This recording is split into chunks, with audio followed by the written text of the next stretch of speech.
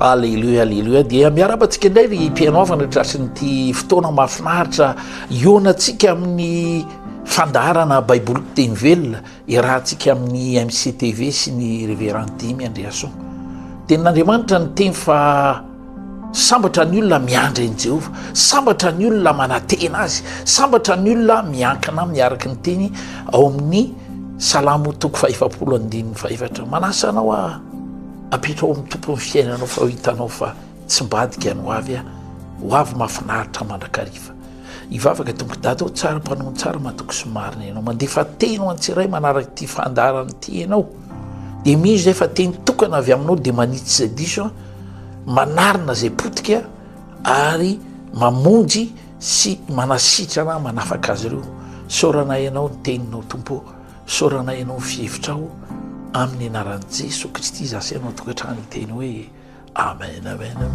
Wow, tsara mpanao tsara ny tompo mitikodina fotoana miazakazaka ny fotoana zao tsika efa tonga anatin'ity volana misy atsika ty fa ny zavatra tiako resahana anao dia ty ho avy tsy ho ely Jesosy. Tatoato nandre hoe feonady ianao ngambany teo ny Israely sy ny États-Unis mifanandrina tamin'ireo iraniana maro maty, maro koa mifampiteny zavatra tena miteraka lahelo zany revana zanak'olombelona, olombelona no arian'Andriamanitra takazo amin'ny fahamono zany tena hoe endrika tsy fatakarana kanefa moa efa voambaran'Andriamanitra fa miandro farana hitrango zany zavatra zany ary zany ny omanantsika. Baiboly ny teny tsisy zay tsy nanota ireo ka tsy mendrika ny voninahitr'Andriamanitra, tsisy zay tsy nanota ireo.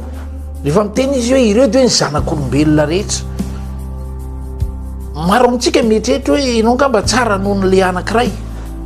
fa aza mamita tena ianao, aza mamita tena ianao fa manitretena eo mba ny tana maherin'Andriamanitra, manitretena miantson'Andriamanitra ho amin'ny fiainanao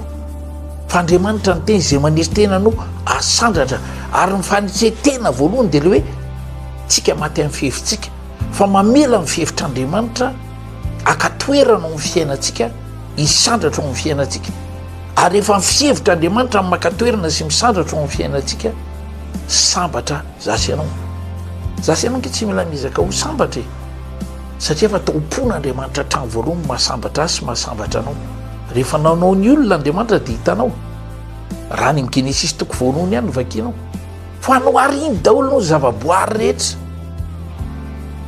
dia rehefa vita an'ireo ka hita fa tsara avokoa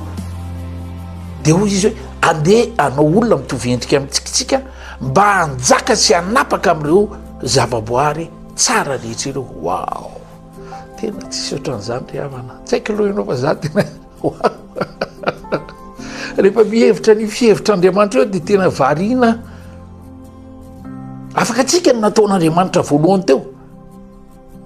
dia nataony teo satria efa nisy ny tany zany dia tonga dia angady nomeny atsika dia famaky nomeny atsika dia nomeny atsika daholo ny fitaovam-piariana rehetra mba teneniko fa tia Andriamanitra endry ary Andriamanitra mba atonga ny olona zany ho liana sy atonga ny olona hitandrana ny zavaboary nataon'Andriamanitra dia ny zavaboary no nataony aloha dia rehefa nataony ny zanak'olombelona tonga dia nahita an'ireo dia tena niara-ny aiky ny atsara ny zavatra nataon'Andriamanitra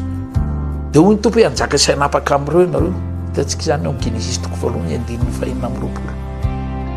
Fanontaniana nefa hoe ny akamaroantsika ve tena manjaka manapaka tokoa amin'izao fiainana zao, manjaka sy manapaka amin'ny zavaboary nataon'Andriamanitra fa ny akamaroantsika tsy fantatsika hoe inona ny toerantsika amin'izao fiainana zao dia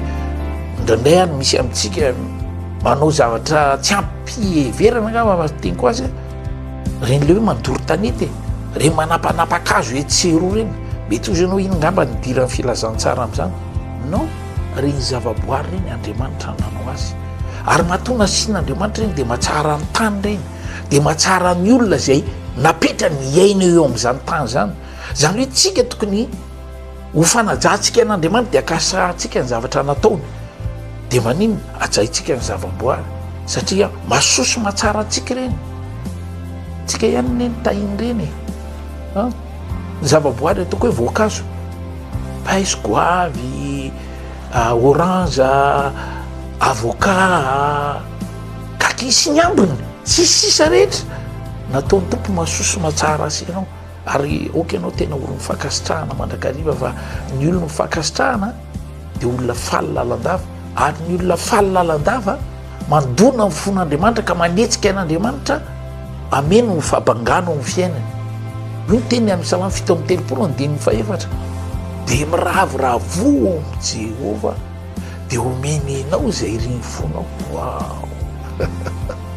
Teny fiainantsika matetiky zavatra indray tsy réalisentsika fa androany tonoko aho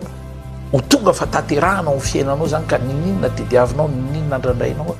isaory an'Andriamanitra ianao fa nataony olona mpanapaka manjaka amin'ity fiainana ity ianao dia ny tsara lavitra ny netsony ianao.